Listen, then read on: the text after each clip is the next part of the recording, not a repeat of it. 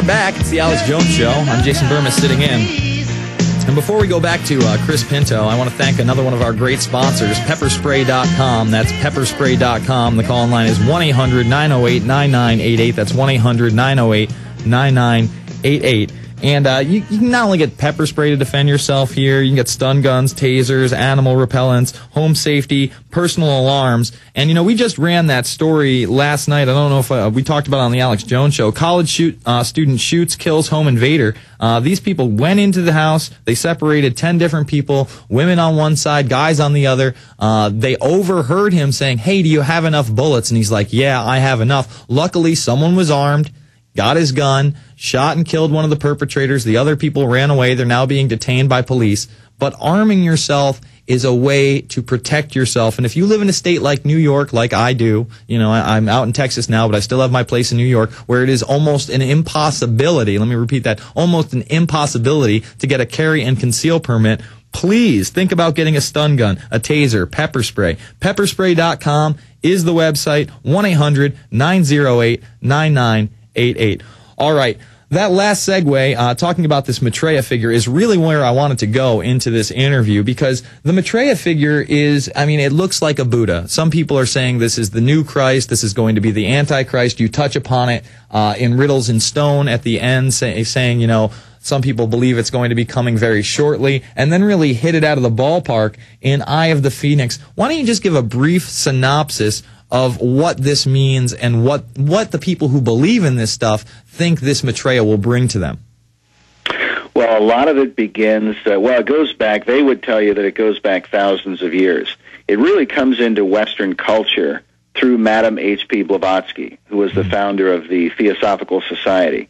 And we talk about her. A lot of people don't realize how many people, prominent people, were theosophists. Henry Wallace, who was the vice president under FDR, Mahatma Gandhi, Nehru, the first prime minister of India, Thomas Edison, and a whole host of others were members of the whole theosophical movement, where Madame Blavatsky is literally promoting, through her writings, she's promoting Lucifer, the archangel Lucifer, as the true God, and claiming that the God of the Bible, the God of Judeo-Christianity, is a false god and really a devil, in short. But she is the one who writes about this Maitreya figure. She calls him the fifth Buddha, the fifth incarnation of Gautama Buddha, and that he would be the final Messiah that would come into the world and lead mankind into this glorious golden era. That's a short, brief explanation of what the Maitreya is.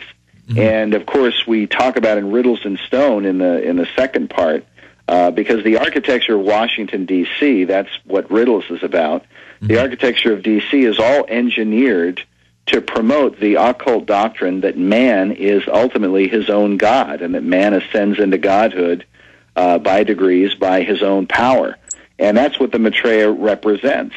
And the sort of the guy who calls himself the John the Baptist for the Maitreya is this guy Benjamin Creme, who came out 20-some-odd years ago and made a declaration in Los Angeles that the Maitreya was getting ready to, the Christ is here. He took out full-page ads in newspapers around the world saying the Christ is now here, and he calls the Christ the Maitreya, and he's going to come into the world and at any moment.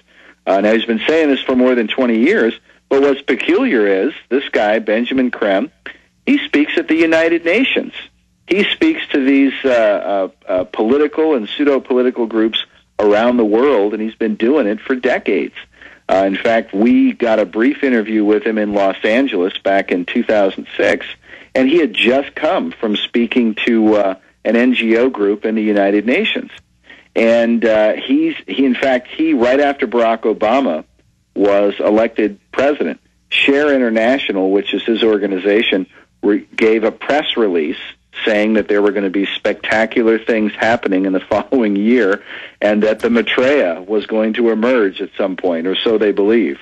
But this was a central doctrine surrounding FDR's administration.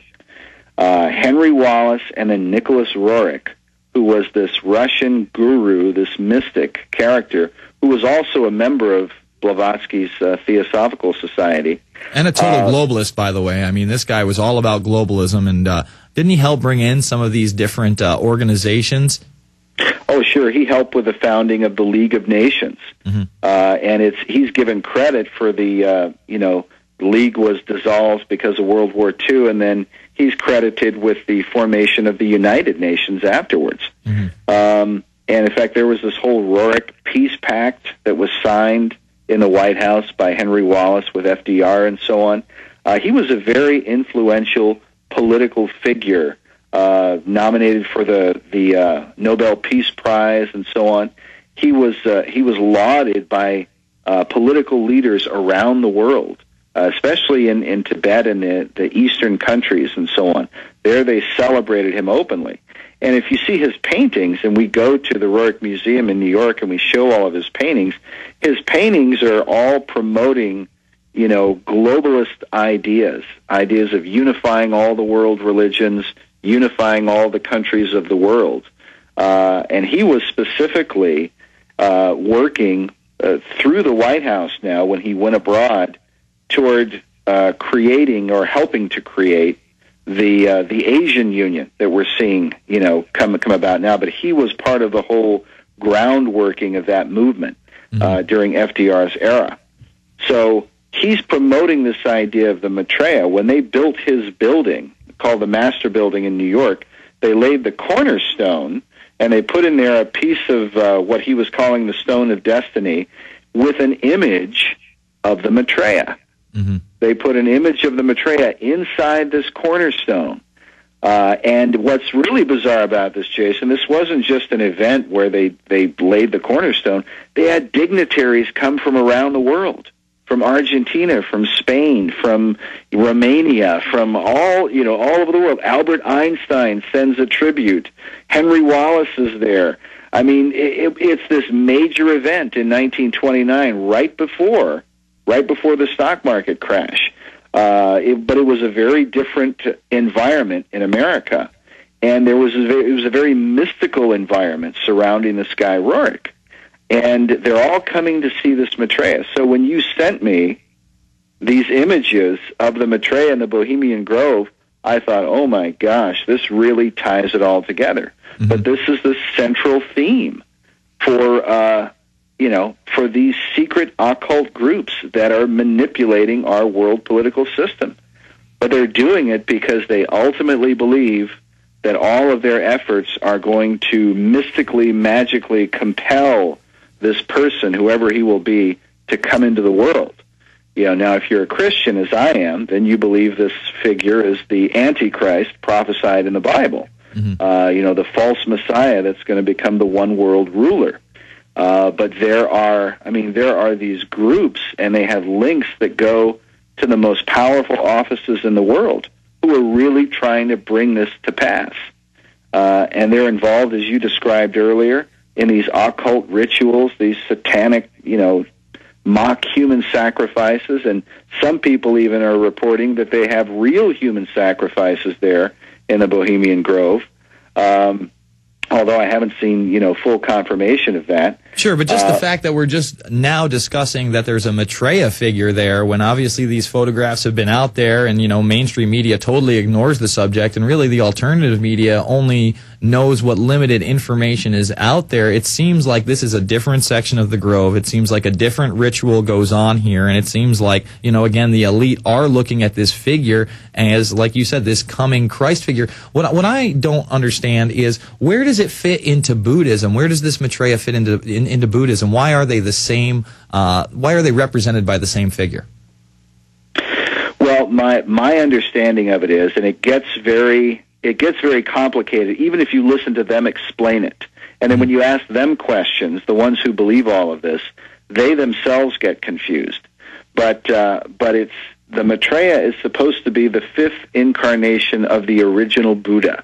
Mm-hmm. That he has supposedly 5 incarnations. Gautama Buddha was his name, and he claimed that he would have a 5th incarnation, and that would be his final incarnation. And so they have throughout Eastern mysticism, they have believed